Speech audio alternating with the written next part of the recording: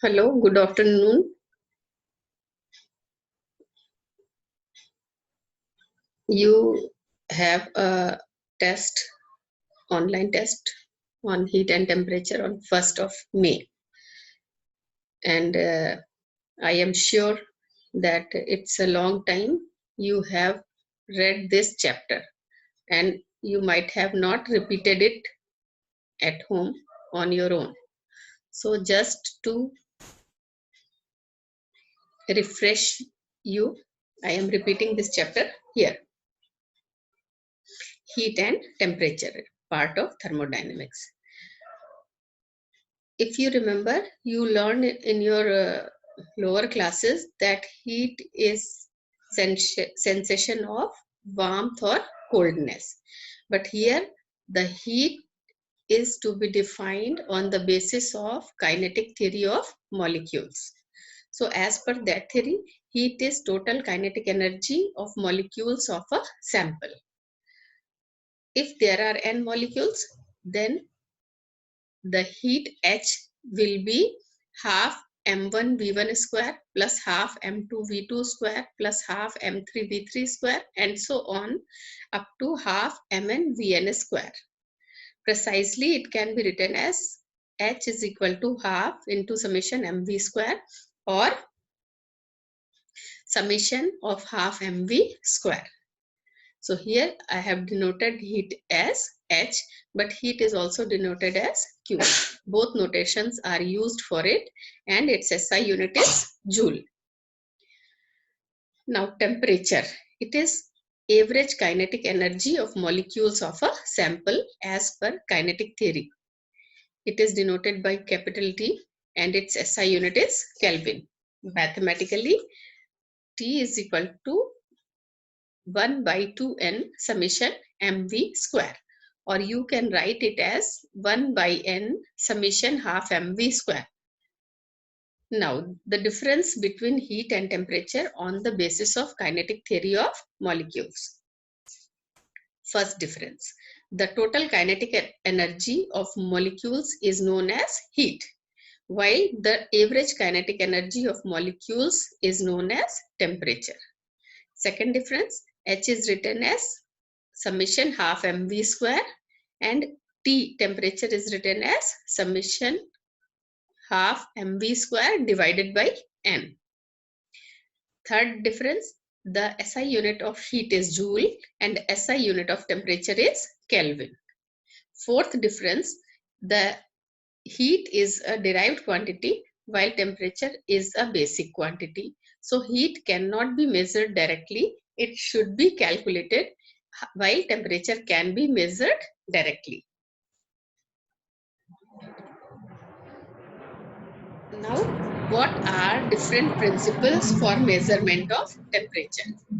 Before starting this, I must again repeat that what device you use for measuring temperature.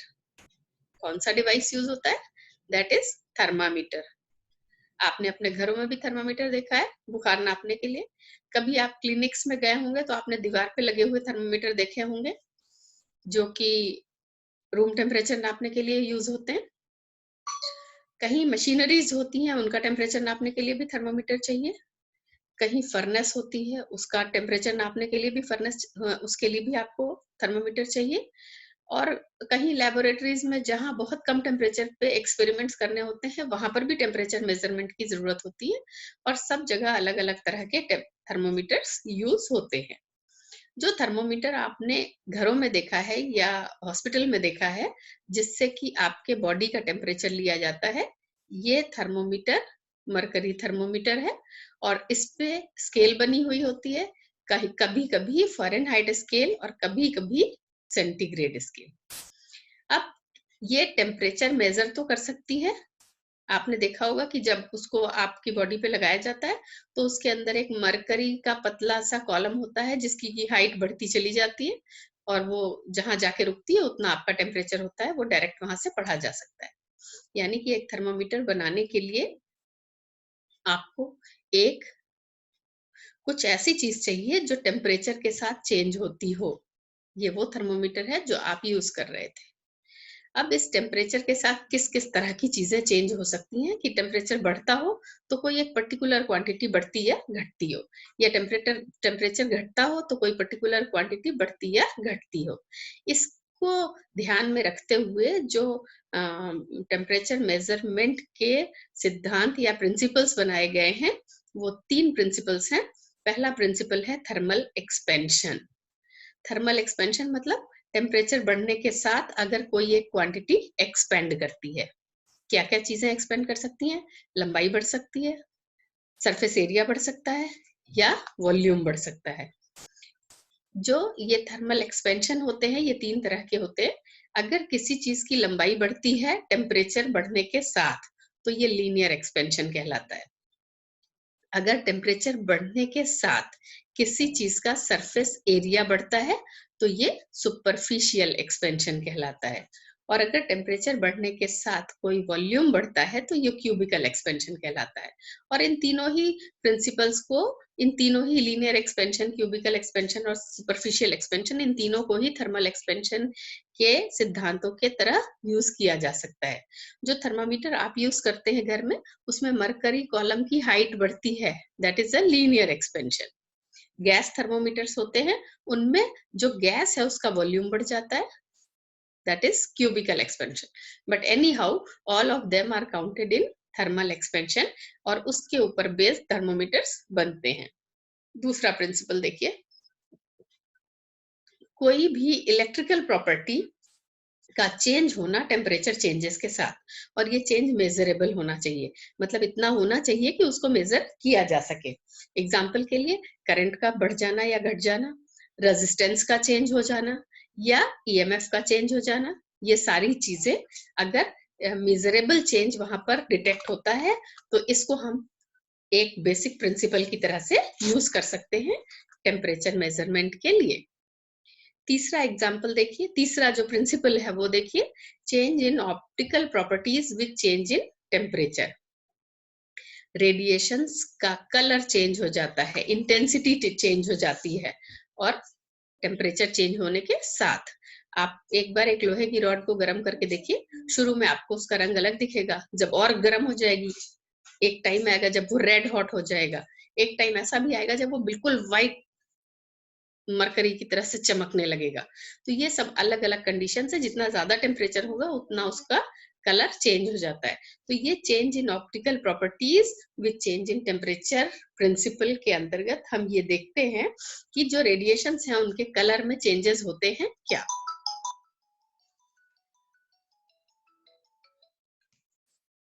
बात कर लो जरा सा।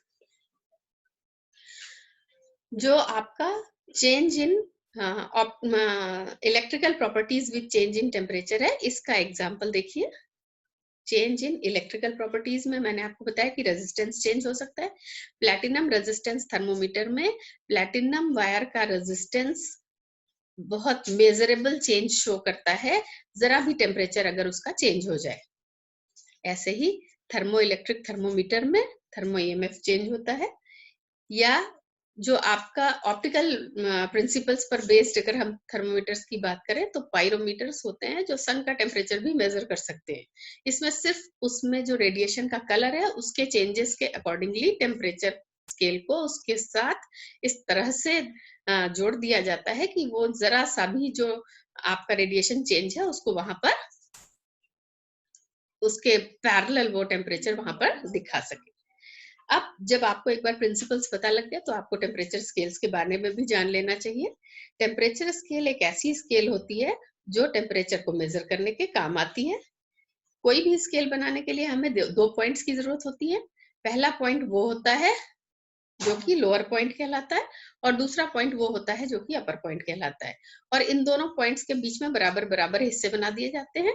ठीक वैसे ही जैसे आपकी अगर एक आप जो स्केल यूज करते हैं क्लास में 6 इंचेस वाली या 15 सेंटीमीटर वाली, तो उसका लोअर पॉइंट 0 है, 0 सेंटीमीटर, और अपर पॉइंट 15 सेंटीमीटर, और इसके बीच में 15 माइनस 0 यानी 15 डिविजन्स बना दिए जाते हैं। ये आपकी स्केल बनाने का तरीका होता है। ठीक वैसे ही टेम्परेचर स्केल्स बनाई जाती हैं। और फिलहाल हम यहाँ पर आपको 4 स्केल्स के बारे में बता रहे हैं। पहली है फ़ारेनहाइट स्केल। इसका लोअर पॉइंट और अपर पॉइंट जो टेम्परेचर स्केल्स का होता है उसको देखने के लिए ये देखा जाता है कि बर्फ किस टेम्परेचर पर जमती है, that is called lower point, और जिस टेम्परेचर पे पानी उबलता है वो होता है अपर पॉइंट। अब देखिए जो लोअर पॉइंट फ़ारेनहाइट स्केल का है वो 32 डिग्री एफ है और अपर पॉइंट 212 डिग्री एफ। अगर 212 में से आप 32 घटाते हैं तो 180 आता है, इसलिए इस स्केल के ऊपर 180 डिविजन्स बनाए गए हैं। और आप अभी आगे आप देखिएगा कि जो सबसे छोटे डिविजन्स होते हैं वो फ़ारेनहाइट स्केल के होते हैं। जितना छोटा डिवीजन उतनी ज्यादा एक्यूरेसी, तो इसलिए ये one of the most accurate scale of thermometers है। इसलिए ये हमारी दुनिया के सबसे इंपॉर्टेंट टेम्परेचर यानी कि हमारे बॉडी टेम्परेचर को मेजर करने के काम आती है। दूसरा सेल्सियस या सेंटीग्रेड स्केल, ये स्केल जो है इसमें बर्फ 0 डिग्री सेंटीग्रेड पे जमती है और पानी 100 डिग्री सेंटीग्रेड पे उबलता है। इस स्केल पे 100 डिविजन्स बनाए गए हैं एक एक डिग्री सेंटीग्रेड के, और ये मोस्ट कॉमनली यूज्ड स्केल है। कहीं पे भी जो आपका इंडस्ट्रीज में भी यूज हो जाती है, क्लिनिक्स में भी यूज हो जाती है, और भी कहीं भी मशीनरीज में भी यूज हो जाती है। नॉर्मली सभी जगह इसका यूज होता है। तीसरी स्केल आ जाइए केल्विन स्केल। केल्विन स्केल जो है ये एब्सोल्यूट स्केल ऑफ टेम्परेचर भी कहलाती है और ये स्टैंडर्ड स्केल ऑफ टेम्परेचर है, ऑल ओवर वर्ल्ड यूज होती है। इसमें जो बर्फ जमती है वो 273 केल्विन पर जमती है, यानी लोअर पॉइंट 273 के है और पानी 373 केल्विन पे उबलता है, इसलिए जो अपर पॉइंट है दैट इज 373 के। इस पे भी 100 डिविजन्स बने हैं, 373 माइनस 273, 100 डिविजन्स बने हैं एक एक केल्विन के।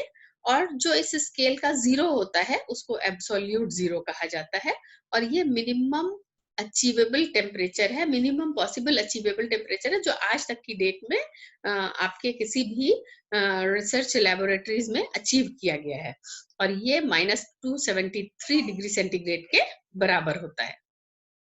चौथी स्केल रेओमर स्केल होती है। इसमें बर्फ 0 डिग्री आर पे जमती है और पानी 80 डिग्री आर पे उबलता है। तो यहाँ पर 80 डिविजन्स है।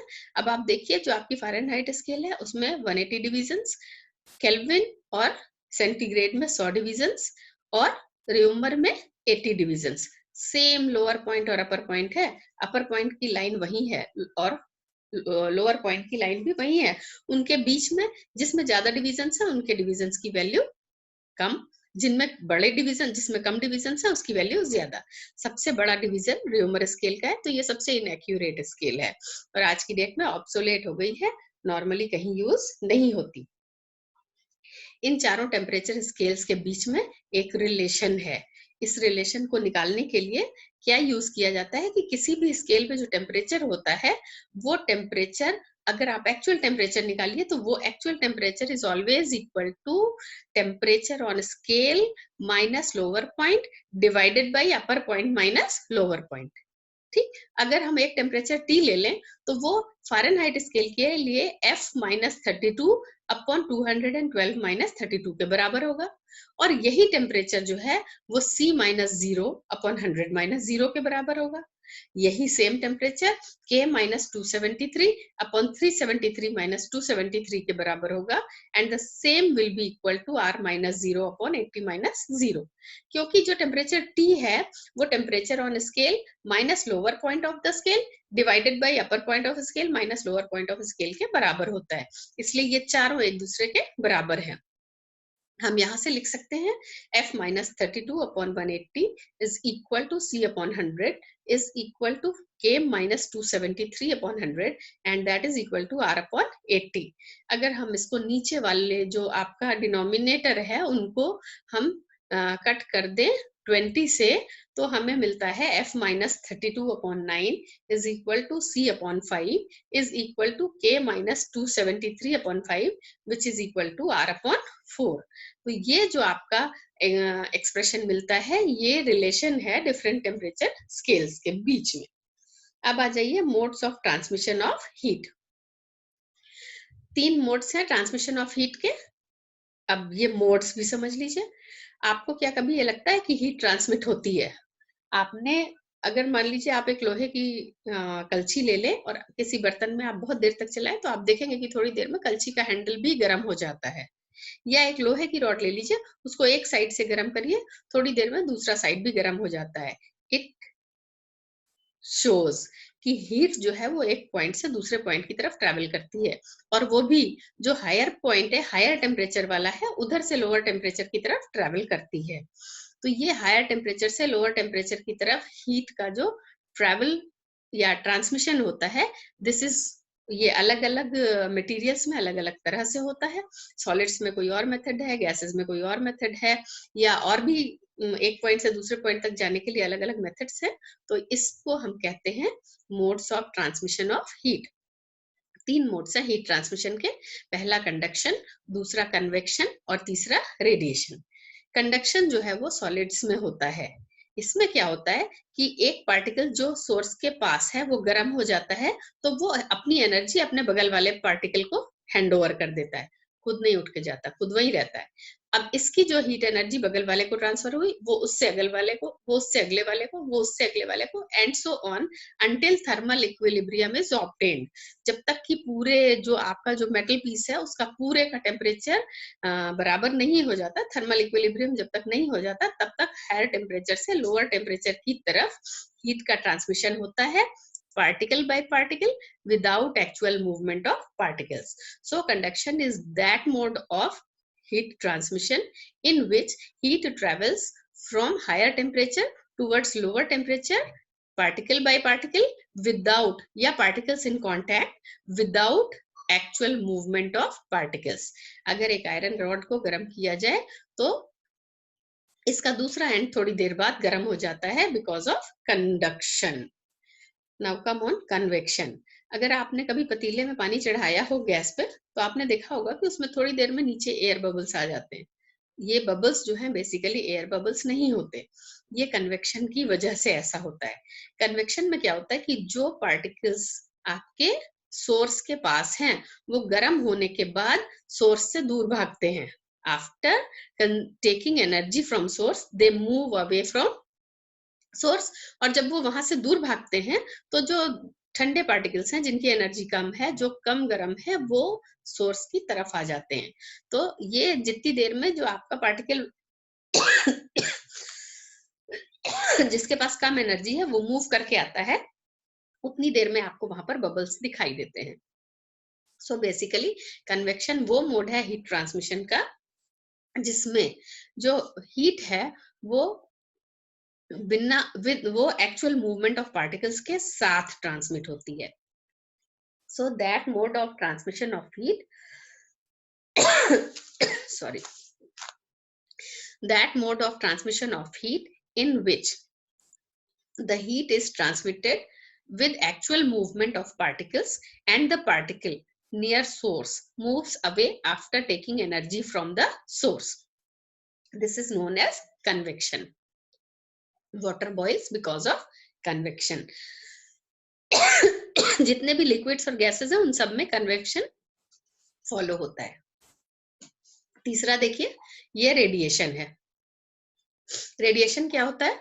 वो मोड जिसमें किसी मीडियम की जरूरत नहीं होती, बल्कि सोर्स से डायरेक्टली स्ट्रेट लाइन में ट्रेवल करते हुए हीट जो है वो डेस्टिनेशन तक पहुंच जाती है। या हम ये कह लेते हैं कि इलेक्ट्रोमैग्नेटिक वेव्स के फॉर्म में हीट अगर ट्रेवल करके एक जगह से दूसरी जगह तक जाती है तो ये आपका रेडिएशन कहलाता है। सन से अर्थ तक जो हीट आती है वो रेडिएशन की वजह से आती है। अगर आप किसी फर्नेस के आगे खड़े हो जाइए तो थोड़ी आपको कुछ उसकी आंच महसूस होती है, दैट इज रेडिएशन। जाड़े के दिनों में आप बाहर लकड़ियां जला के अलाव जला लेते हैं और उसके पास बैठ जाते हैं और आपको हीट महसूस होती है, that is radiation. Heat radiation जो है उसकी कुछ प्रॉपर्टीज है। पहली प्रॉपर्टी, जो हीट रेडिएशन है वो हमेशा स्ट्रेट लाइन में ट्रेवल करते हैं। दूसरी प्रॉपर्टी, ये कभी भी इनको कभी मटेरियल मीडियम की जरूरत नहीं होती। तीसरी प्रॉपर्टी, इनकी लाइट चूंकि इलेक्ट्रोमैग्नेटिक वेव्स होती हैं ये, तो इनकी जो स्पीड है वो स्पीड ऑफ लाइट के बराबर है, यानी कि 3 × 10⁻⁸ मीटर पर सेकंड की स्पीड से ट्रेवल करते हैं। Number 4, they follow inverse square law. Inverse square law follow करने का मतलब है कि जैसे जैसे डिस्टेंस बढ़ता जाता है सोर्स से, उसके स्क्वायर के अकॉर्डिंगली उनकी इंटेंसिटी कम होती जाती है। पांचवा वेव्स है तो v is equal to n lambda equation को फॉलो करते हैं। छठा, कभी भी ये इंटरवीनिंग मीडियम को गर्म नहीं करते। अगर बीच में मीडियम आ जाए तो ये कभी भी उसको गर्म नहीं करते। इसका एक एग्जाम्पल देख लीजिए। मान लीजिए एक रूम है बड़ा सा और उस रूम को आपने बंद कर लिया। आपने एक कॉर्नर पे वहां पर कोई लकड़ियां जला दी और आप उसके पास खड़े हो गए तो आपको तुरंत उसकी आंच महसूस होगी, दैट इज रेडिएशन। अब आप दूसरे कमरे के दूसरे कोने में चले जाइए, आपको वहां तक आंच नहीं महसूस होगी, लेकिन थोड़ी देर के बाद पूरा कमरा गर्म हो जाएगा। ये क्यों होगा? क्योंकि वहां पे जो एयर है दैट इज फ्लूइड, और जो एयर फ्लूइड है उसकी वो कन्वेक्शन से गर्म होगी, तो थोड़ी देर के बाद पूरा कमरा गर्म हो जाएगा बिकॉज ऑफ कन्वेक्शन। तो ये रेडिएशन और कन्वेक्शन का डिफरेंस है यहाँ पर। अब नेक्स्ट आ जाइए। जो जो एयर थी वो मीडियम थी, उसको उसने पहले नहीं गर्म किया था, कन्वेक्शन की वजह से वो एयर गर्म हुई थी। हीट रेडिएशंस ने उस एयर को गर्म नहीं किया था। नेक्स्ट आ जाइए। मीडिया जो है वो ट्रांसपेरेंट हो सकता है या ओपेक हो सकता है हीट के लिए, depending on the wavelength of heat radiation. जो रेडिएशन है उसके वेवलेंथ पे डिपेंडेंट कोई भी मीडिया उसके लिए ट्रांसपेरेंट हो सकता है या ओपेक हो सकता है। और लास्ट, ये जो हीट रेडिएशंस होते हैं ये रिफ्लेक्शन, रिफ्रैक्शन, इंटरफेरेंस, डिफ्रैक्शन और पोलराइजेशन इस टाइप की जो प्रॉपर्टीज हैं उनको शो करता है। अब हम आ जाते हैं थर्मल कंडक्टिविटी के ऊपर। किसी भी सॉलिड की वो प्रॉपर्टी जिसकी वजह से वो हीट का ट्रांसमिशन अलाउ करता है अपने अंदर, ये कहलाती है थर्मल कंडक्टिविटी। और ये देखा गया है कि heat transmitted through a solid, if it is written as Q, then it is directly proportional to area of cross section of the bar, and it is also proportional to the temperature difference between two ends. देखिए इसको ऐसे समझ लीजिए। मान लीजिए एक rod है इस तरह से, ये आपका एक रॉड है जिसका कि ये जो लेंथ है ये d है, इसका जो ये एरिया ऑफ क्रॉस सेक्शन है ये a है, और इसका टेम्परेचर T1 है और इसका T2 है, और हीट इधर से इधर की तरफ ट्रेवल कर रही है। यहाँ पे ये आपने इसको गर्म करने के लिए लगा दिया है। तो देखिए यहाँ से जो हीट अगर हम Q से लिख रहे हैं तो Q डायरेक्टली प्रोपोर्शनल होता है आपके area of cross section A के, और यही डायरेक्टली प्रोपोर्शनल होता है T1 माइनस T2 के, जो यहाँ पर हमने θ1 माइनस θ2 लिया हुआ है। और ये डायरेक्टली प्रोपोर्शनल होता है टाइम के, यानी कि टेम्परेचर डिफरेंस दोनों एजेस में कितना है उसके डायरेक्टली प्रोपोर्शनल है, कितना मोटा है, कितना उसका एरिया ऑफ क्रॉस सेक्शन है उसके डायरेक्टली प्रोपोर्शनल है, और कितना देर तक हीट वहां पर फ्लो हो रही है उसके डायरेक्टली प्रोपोर्शनल है। और ये इनवर्सली प्रोपोर्शनल होता है थिकनेस ऑफ क्रिस्टल के, ये जो थिकनेस आपका D है इसके इनवर्सली प्रोपोर्शनल होता है। इसको और समझ लीजिए कि क्या है, जो हीट ट्रेवल होती है, एरिया ऑफ क्रॉस सेक्शन जितना ज्यादा होगा उतनी ज्यादा हीट होगी, उतना ज्यादा हीट का ट्रांसमिशन होगा। जितनी ज्यादा देर तक आप गर्म करेंगे उतना ज्यादा हीट का ट्रांसमिशन होगा।